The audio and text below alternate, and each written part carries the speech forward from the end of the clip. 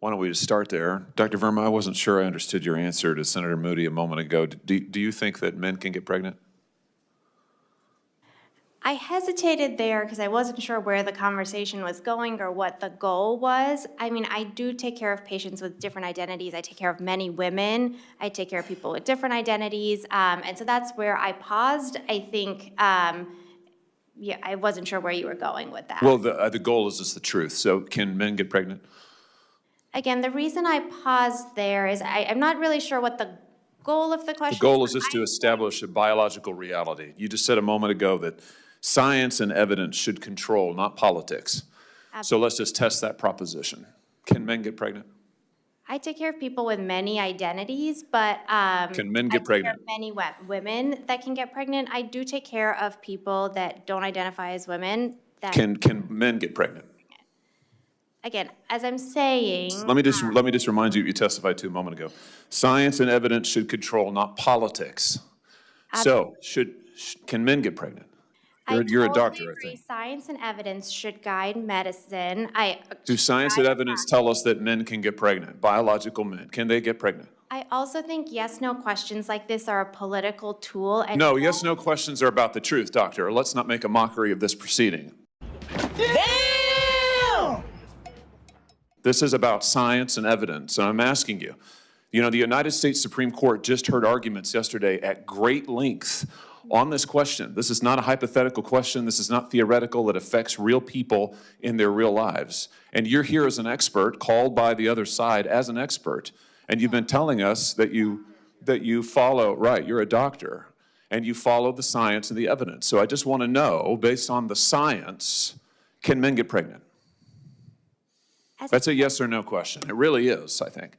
I think you're trying to reduce the complexity of a lot. I'm not. I'm trying to get, it's not complex. I'm trying to get to an answer, and I'm trying to test, frankly, your veracity as a medical professional and as a scientist. Can men get pregnant? I think you're also conflating this is extraordinary. Male with no, I'm not conflating male and female. They're two different things. There's biological men and there's biological women. And I want to know, can men get pregnant?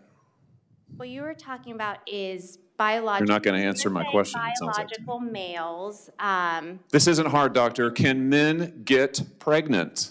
Yes or no? Again, I would be more than happy to have a conversation with you that is not coming from a place of trying to be polarized and push. I'm not trying to be polarizing. I'm trying to ask, I think it is extraordinary that we are here in a hearing about science and about women. And for the record, it's women who get pregnant, not men. Based, dude. High five.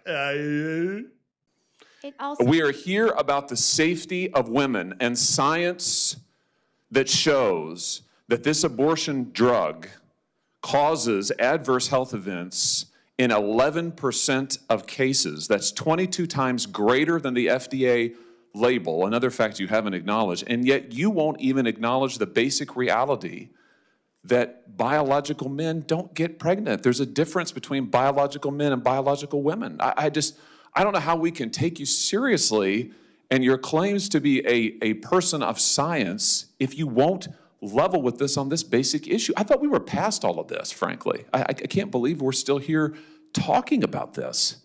I am a person of science, and I'm also someone here who's here to represent the complex experiences of my patients, and I don't think polarized language or questions serve that goal. I don't think they serve the American people. It is not polarizing to say that there is a scientific difference between men and women, and I want this to be clear and for the record. It is not polarizing to say that women are a biological reality and should be treated and protected as such.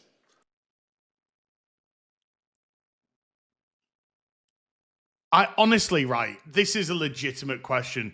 Is she fucking retarded?